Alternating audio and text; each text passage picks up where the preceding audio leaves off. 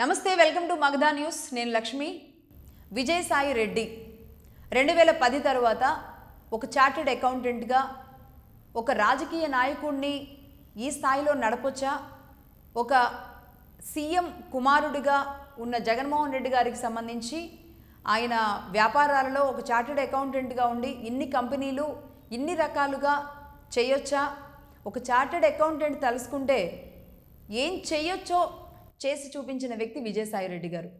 అంతేకాదు నమ్మకానికి అమ్మలాగా ఆయన పేరు ఉన్న ప్రతిసారి జగన్మోహన్ రెడ్డి గారితో పాటే జైలు వరకు కూడా నడిచిన వ్యక్తిగా విజయసాయి రెడ్డి గారి పేరుని చాలా స్పష్టంగా చాలా ధైర్యంగా చెప్పొచ్చు. ఏ నాయకుడైనా సమస్య వచ్చినప్పుడు జారుకోవాలని చూస్తారు. ఏ నాయకుడు కాదు ఎవరైనా సరే ఆ నాయకుడికి సమస్య వచ్చినప్పుడు పక్కన కామెంట్స్ చేయడమో జారుకోవాలనో చూస్తారు. 100కి 100% మనసా వాచా కర్మణ పనిచేస్తున్న నాయకులు పక్కన ఉండడం మాత్రం ఆ నాయకులు చేసుకునే అదృష్టంగా చెప్పొచ్చు. అది అటు చంద్రబాబు నాయుడు గారికి కావచ్చు, ఇటు కేసీఆర్ గారికి కావచ్చు, ఇటు రేవంత్ రెడ్డి గారికి కావచ్చు, ఎవరికైనా సరే అలా భావించగలిగే ఒక నాయకుడు, ఆ స్థాయి నాలెడ్జ్, ఆ మాస్టర్ మైండ్ ఉన్న వ్యక్తులు పక్కన ఉండడం మాత్రం ఆ నాయకులు చేసుకునే అదృష్టంగా చూడాలి. జగన్మోహన్ రెడ్డి గారికి ఆ సమయంలో కలిసి వచ్చిన ఆ అదృష్ట రూపమే విజయసాయి రెడ్డి గారు. మరి అలాంటి విజయసాయి రెడ్డి గారు ఎన్నికల ముందు మొన్న 2024 ఎన్నికల ముందు ఎందుకు జగన్మోహన్ రెడ్డి గారికి పార్టీకి దూరం అయ్యారో ఎవరికేం అర్థం కాలేదు. విజయసాయి రెడ్డి గారు జైల్లో ఉన్నంతకాలం జైల్లోనే కూర్చొని చర్లపల్లి జైల్లో పార్టీకి కావాల్సిన లెక్కలన్నీ కూడా జగన్మోహన్ రెడ్డి గారితో కలిసి వేశారు. ఆర్థిక బలం, నెక్స్ట్ అడుగు బయటపెట్టిన తర్వాత ఎలా ఉండాలి, ఆర్థికంగా ఎలా సమకూర్చుకోవాలి, తనకున్న వైడ్ నెట్వర్క్ని ఎలా జగన్మోహన్ రెడ్డి గారికి పనిచేసేలాగా చేయాలి, ఇవన్నీ చేసిన విజయసాయి రెడ్డి గారు ఆ తర్వాత బయటకు వచ్చిన తర్వాత కేవలం ఒక ఎంపీగా మాత్రమే మిగిలిపోయారు. ఎంపీగా రాజ్యసభలో ఆయన వెళ్ళారు. తర్వాత రాష్ట్ర విభజన జరగడం, ఆ తర్వాత ఆయన రాజ్యసభ ఎంపీగా ఉండడం, అదే ఆయనకు కలిసి వచ్చిన అంశం. మొత్తంగా అక్కడ కూర్చొని ఢిల్లీలో కూర్చొని ఆంధ్రప్రదేశ్లోని కూటమి ప్రభుత్వాన్ని ఎలా విచ్ఛిన్నం చేయాలి, 3 పార్టీలను ఎలా ముక్కలు చేయాలి, ఎలా మనం చొరబడాలి, ఎలా జగన్మోహన్ రెడ్డి గారిని సీఎం చేయాలి, ఇదే ఎజెండాతో ఫుల్ ఫ్లెడ్జ్డ్గా తను అనుకున్న ప్రతి విషయాన్ని వర్కౌట్ చేశారు. దానికి ఆయన తీసుకున్న అస్త్రమే ప్రత్యేక హోదా అస్త్రం. ప్రత్యేక హోదా విషయంలో ఢిల్లీలో కూర్చొని ఆంధ్రప్రదేశ్లోని గల్లీలో అప్పటి టీడీపీ కూటమి ప్రభుత్వం మీద ఒత్తిడి పెంచి వీళ్ళని విడగొట్టడంలో విజయసాయి రెడ్డి గారు ఏ మాటకు ఆ మాట చాలా కీ రోల్ పోషించారు. సక్సెస్ అయ్యారు కూడా. జగన్మోహన్ రెడ్డి గారిని ముఖ్యమంత్రిని చేశారు. అలాగే ఉత్తరాంధ్ర నాయకత్వంగా ఉత్తరాంధ్ర మొత్తాన్ని చూసుకునే విధంగా ఆయన ఉత్తరాంధ్రలో వైజాగ్లో అడుగుపెట్టారు. ఆ తర్వాత ఎన్ని విషయాల్లో వైజాగ్లో జరిగిన ఎన్ని ల్యాండ్స్ విషయంలో లేదంటే ఎండోమెంట్ విషయంలో ఎన్ని విషయాలు మనం అందరం చూసామో మనందరికీ తెలిసిందే. 2024 రిజల్ట్ తర్వాత శాంతి విషయంలో కూడా ఆయన ఎన్ని ఈ పొరపాట్లు చేశారు అంటూ ఓపెన్గా బాహటంగా శాంతి భర్త బయటకు వచ్చి మాట్లాడడం కానీ అనేక ఆరోపణలకి కూడా ఆయన అక్కడ సెంట్రిక్ లాంటి పరిస్థితి కారణమైంది. బట్ దాని వెనక ఎవరన్నా ఉండి విజయసాయి రెడ్డి గారి మీద నడిపారా, లేదంటే ఆయనే ఆ చట్రంలో ఇరుక్కుపోయి బయటపడ్డారా ఏమో తెలియదు. కానీ మొత్తంగా అయితే ఒక నెల్లూరు నుంచి ఒక సామాన్యమైన కుటుంబం నుంచి బయటకు వచ్చి ఎలాంటి రాజకీయ నేపథ్యం కూడా వెనక వాళ్ళ కుటుంబాల్లో కూడా లేకుండా కేవలం ఒక చార్టెడ్ అకౌంటెంట్ అంటేనే లెక్కల మాస్టర్స్. ఏదైనా సరే ఇలా లెక్కలని ఆడుకోగలిగిన, ఆర్థికంగా రూపాయల్ని ఆడుకోగలిగిన టాలెంట్ సమకూర్చుకోగలిగింది చార్టెడ్ అకౌంటెంట్స్. అది ఇప్పుడు చాలా లైట్ అవ్వచ్చు, కానీ ఒకప్పుడు చార్టెడ్ అకౌంటెంట్స్ ఇంకా నాలెడ్జబుల్ ఉండేవాళ్ళు. వాళ్ళు ఇదేనైనా సరే అది తారుమారు చేయడం కానీ అంటే స్ట్రైట్గా ఏదైనా నిలబెట్టడంలో కానీ చార్టెడ్ అకౌంటెంట్స్కి ఉన్న సామర్థ్యమే వేరుండేది, రైట్. ఇలాంటి సిచ్యువేషన్లో మరి ఆయన వైజాగ్లో కూర్చొని ఉన్న ఆయనకి మరి ఎక్కడ సెగ తగిలిందో, ఎలా పొగబెట్టారో, ఎవరు పొగబెట్టారో తెలియదు. కానీ సడన్గా సుబ్బారెడ్డి గారు ఉత్తరాంధ్ర రాజకీయాల్లోకి ఎంట్రీ ఇచ్చారు. విజయసాయి రెడ్డి గారు అక్కడి నుంచి మూటాముళ్ళు సర్దుకోవాల్సి వచ్చింది. ఆ తర్వాత ఎన్నికల ముందు ఆయన ఇష్టం ఉన్నా లేకపోయినా ఏదో మమా అనిపించే విధంగానే టీడీపీ పార్టీనో ఇంకో పార్టీనో తిడుతూ కనిపించారు. కానీ పూర్తి కాన్సన్ట్రేషన్ ఎందుకో విజయసాయి రెడ్డి గారు చేయలేదు. అదేవిధంగా 2024లో మరి చంద్రబాబు నాయుడు గారు అరెస్ట్ జరగడం, ఆ తర్వాత 2024లో పార్టీ 11 సీట్లకే డిజాస్టర్గా వైసీపీ ఓడిపోయేలాంటి పరిస్థితికి కారణం కేవలం విజయసాయి రెడ్డి గారిని దూరం చేసుకోవడం వల్ల మాత్రమే మరి పార్టీకి పరిస్థితి వచ్చిందో ఏమో తెలియదు. కానీ మొత్తానికైతే విజయసాయిరెడ్డి గారి దూరం జగన్మోహన్ రెడ్డి గారికి ఖచ్చితంగా నష్టం కలిగించింది. అయితే ఇటు విజయసాయిరెడ్డి గారి కోణాన్ని చూస్తే ఇన్ని రకాలుగా పార్టీ కోసం జగన్మోహన్ రెడ్డి గారి కోసం నిలబడిన వ్యక్తి ఎందుకు అంత సడన్గా దూరం అయ్యారు అంటే ఏం జరుగుంటుంది? లిక్కర్ మాఫియాకి సంబంధించిన దాంట్లో ఆయన పేరే, ఆయన్నే ఫస్ట్ విచారణ జరిపారు. ఆయన ఇచ్చిన ఇన్ఫర్మేషన్తోనే ధనంజయ రెడ్డి కానీ లేదంటే బిగ్ బాస్ పేరు కూడా బయటకు రాబోతుంది అనుకున్నారు. అసలు విజయసాయిరెడ్డి గారి అరెస్ట్ కన్ఫర్మ్ అన్నారు. ఏం జరిగిందో ఏమో తెలియదు. మొత్తంగా అయితే విజయసాయిరెడ్డి గారి అరెస్టు ఊసు కానీ ఆ మాట కానీ ప్రస్తుతానికి అసలు ఎవరూ మాట్లాడడం లేదు. బిగ్ బాస్ అరెస్టు అది ఇది అన్నారు, అది కూడా ఎవరూ మాట్లాడడం లేదు. అసలు విజయసాయిరెడ్డి గారు ఆ తర్వాత అసలు నేను రాజకీయాలే వదిలేస్తున్నాను అని పార్టీకి దూరం అయ్యి పార్టీకి రాజీనామా చేసి పార్టీలో జగన్మోహన్ రెడ్డి గారి చుట్టూ ఉన్న కోర్ టీమే ఆయన వినాశనానికి కారణం అవుతున్నారు అంటూ పార్టీ మీద ప్రేమగా బయటకు వచ్చేటప్పుడు ఒక సూచనలు ఇచ్చి పార్టీకి మరి బయటకు వచ్చినట్టుగా కనబడ్డారు. సో మొత్తంగా అలా సైలెంట్గా ఉన్న విజయసాయిరెడ్డి గారు రీసెంట్గా బయటకు వచ్చారు. బయటకు వచ్చినప్పుడు మళ్ళీ పార్టీకి సూచనలు చేస్తూ వచ్చారు. పార్టీకి దూరమైన ఎంతైనా ఖచ్చితంగా ఆ ప్రేమ ఉంటుంది. ఎందుకంటే మొదటి నుంచి డే 1 నుంచి ఉన్న వ్యక్తి కదా, నిలబడిన వ్యక్తి కదా. ఆర్థికంగా ఎవరైతే ఒక రాజకీయ పార్టీకి అండగా వెన్నుదన్నుగా నిలబడతారో అలాంటి వ్యక్తుల్ని పోగొట్టుకోవడం అంత సమంజసం కూడా కాదు. ఆర్థిక ప్రయోజనాలు వేరు, ఆర్థికంగా పార్టీని బలోపేతం చేయడానికి తీసుకునే పారామీటర్స్లో దేనికైనా తెగించి ముందుకు వెళ్ళగలగడం వేరు. విజయసాయిరెడ్డి గారు అవుట్రెట్గా జగన్మోహన్ రెడ్డి గారికి అలా నిలబడిన వ్యక్తే. అలాంటి వ్యక్తి మళ్ళీ సూచన చేయడం మొదలుపెట్టారు. పార్టీకి సూచనలు చేశారు. ఆ కోర్ టీం దూరం జరగకపోతే జగన్మోహన్ రెడ్డి గారికి నష్టమే అని ఒక మాట చెప్పారు. అలాగే ఇప్పుడు నేను చెప్పబోయే విషయం, ఇక్కడ విజయసాయిరెడ్డి గారి లైన్ ఎందుకో మార్చుకున్నారు. ఇక్కడ పవన్ కళ్యాణ్ గారు మంచి స్నేహితులని, ఎప్పుడు నేను ఆయన్ని ఎప్పుడూ ఏ మాట విమర్శించలేదని, ఏదన్నా అనాల్సి వచ్చినా అది రాజకీయానికి సంబంధించిన ఒక చిన్న మాటే తప్పితే ఎక్కడా కూడా నేను పవన్ కళ్యాణ్ గారిని విమర్శించలేదు అని ఆయన పవన్ కళ్యాణ్ గారి మీద ఉన్న ప్రేమని, ఆయన స్నేహాన్ని చూయించుకునే ప్రయత్నం చేశారు. గతంలో కూడా ఒకసారి అదే విధంగా మాట్లాడారు. పార్టీ నుంచి బయటకు వెళ్ళేటప్పుడు మీడియా మిత్రులు అడిగిన ప్రశ్నలకు ఆయన అదే మాట చెప్పారు. సో ఓవరాల్గా విజయసాయిరెడ్డి గారి ఫ్లాష్ బ్యాక్, విజయసాయిరెడ్డి గారి హిస్టరీ, ఆయన ఇదంతా ఒక ఎత్తు అయితే, ఇప్పుడు వాట్ ఈజ్ విజయసాయిరెడ్డి గారు అంటే విజయసాయిరెడ్డి గారు అన్న వ్యక్తి పేరు ఇంత పెద్దగా రాజకీయాల్లో చర్చించాల్సిన అవసరం లేదు ఆంధ్రప్రదేశ్ రాజకీయాల్లో అనుకునే వాళ్ళకి మాత్రం అది చాలా తప్పు.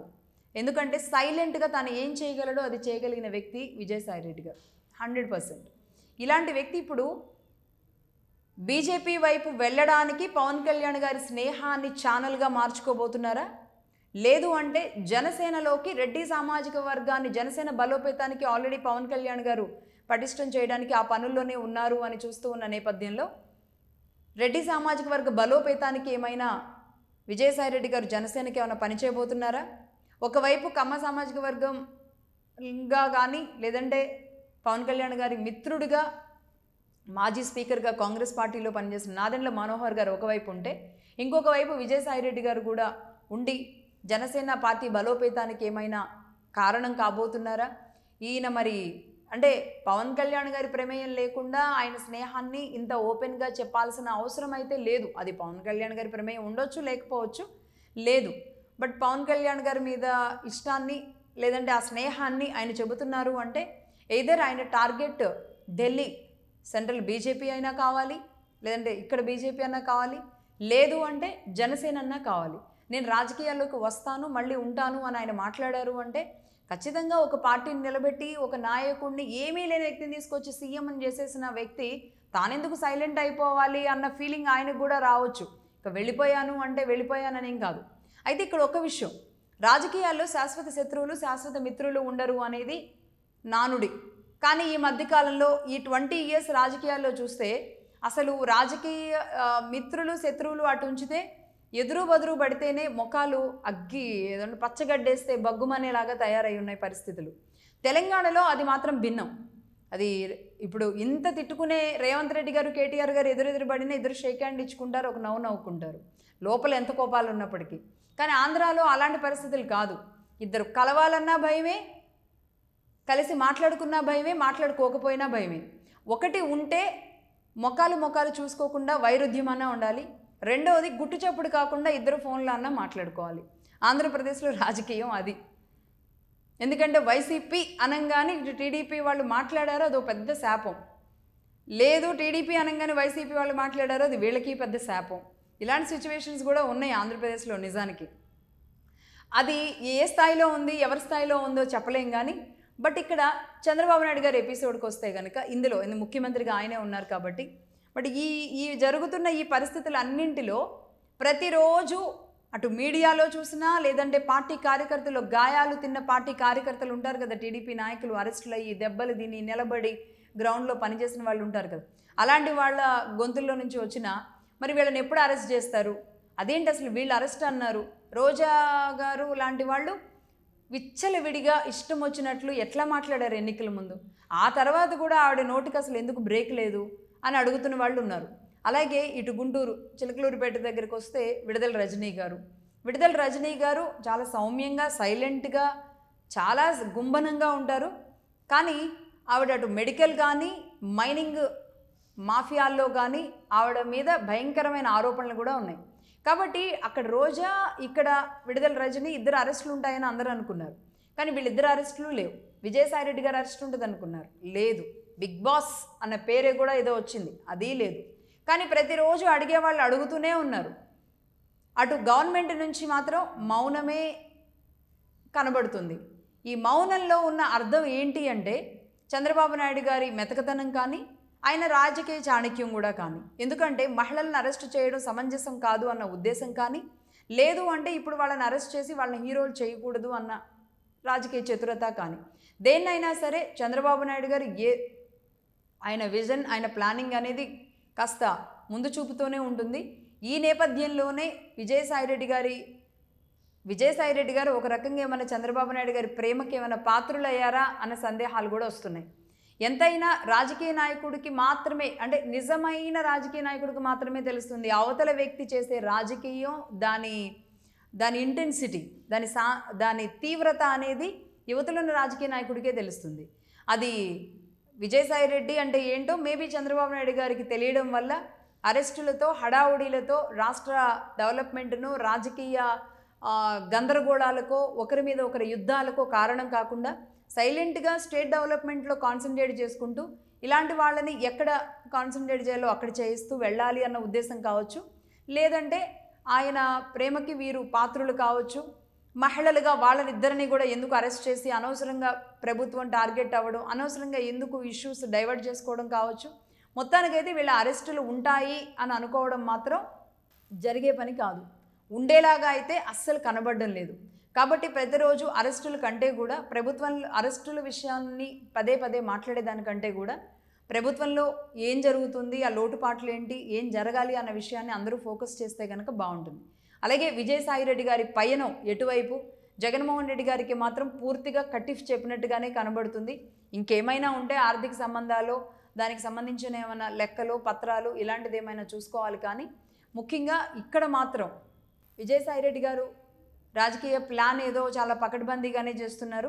కానీ విజయసాయిరెడ్డి గారు మరి జనసేనకు వెళితే జనసేనకి మరి ప్లస్సా మైనస్సా, ఆయన అక్కడ ఉంటే కనుక ఏం జరుగుతుంది అనేది కూడా ఒకవేళ జనసేన వైపు వెళితే ఆలోచించుకోవాలి. మరి బీజేపీ వైపు వెళితే కనుక ఇక బీజేపీ భవితవ్యం ఏంటి ఆంధ్రప్రదేశ్లో, ఈయన రావడం అనేది ప్లస్సా మైనస్సా, ఈయన ఎక్కడున్నా జగన్మోహన్ రెడ్డి గారి మనిషిగా ఉంటారా, లేదంటే విజయసాయిరెడ్డి గారు పూర్తి తన ఐడెంటిటీ కోసం, తన రాజకీయ భవిష్యత్తు కోసం, లేదంటే తన శక్తి సామర్థ్యాలు ఇప్పటి వరకు పనిచేసినవన్నీ కూడా ఒక్కసారిగా బూడిదలో పోసిన పన్నీరుగా మారడం వల్ల మళ్ళీ తనని తాను నిరూపించుకోవడం కోసం రాజకీయాల్లో నిలబడాలనుకుంటున్నారా? ఏదైనా భవిష్యత్తే సమాధానం చెప్పాలి. మొత్తంగా అయితే ఆయన పవన్ కళ్యాణ్ గారు నా మిత్రులు అని చెప్పడం మాత్రం నిజంగా ఎవరైనా స్వాగతించాలి. ఎందుకంటే రాజకీయాలు వేరు, వ్యక్తిత్వ బంధాలు వేరు. జగన్మోహన్ రెడ్డి గారిని చూసి భయపడో, లేదంటే ఇంకొక పార్టీ నాయకుడిని చూసి భయపడో కొట్టుకోవాల్సిన అవసరం ఏం లేదు. ఇప్పుడు మనం చూసాం, షర్మిల గారి కుమారుడి వివాహానికి చంద్రబాబు నాయుడు గారు వీరు పిలిచారు, వెళ్ళారు. అలాగే షర్మిల గారికి క్రిస్మస్ శుభాకాంక్షలు చెప్పడానికి లోకేష్ గారు కూడా కేక్ పంపించారు, ఆవిడ కూడా పంపించారు. అక్కా తమ్ముళ్ళలాగా వాళ్ళ ఆ లెటర్ కూడా రావడం మనం చూసాం. సో రాజశేఖర్ రెడ్డి గారు కూడా అదే ప్రేమని కనబరిచేవాళ్ళు. అదేవిధంగా షర్మిల గారు ఫాలో అవుతున్నారు. కానీ జగన్మోహన్ రెడ్డి గారు మాత్రం ఎందుకో నరాన దాన్ని ఎక్కువగా తీసుకోవడం వల్ల ఈరోజు ముఖాలు చూసుకోవాలంటేనే దారుణమైన పరిస్థితులు, రాజకీయాలు అంటేనే దారుణంలాగా తయారయ్యేలాంటి పరిస్థితులకు కారణమవుతుంది ఆంధ్రప్రదేశ్. కానీ ఆ పరిస్థితి మారాలి. నిజంగానే వాళ్ళ మధ్య స్నేహం ఉంటే అది స్నేహంగానే ఉండాలి, లేదు రాజకీయం ఉంటే రాజకీయంగానే ఉండాలి. బట్ ఈ రెండింటి మధ్యలో పగ అనే 2 అక్షరాలు పదం మాత్రం రాకూడదు అని చెప్పడమే టోటల్గా విజయసాయిరెడ్డి గారి ఎపిసోడ్ ఇక్కడ పూర్తి స్థాయిలో డిస్కస్ చేయడానికి గల ఉద్దేశం. Right, that's all for now. This is Lakshmi signing off.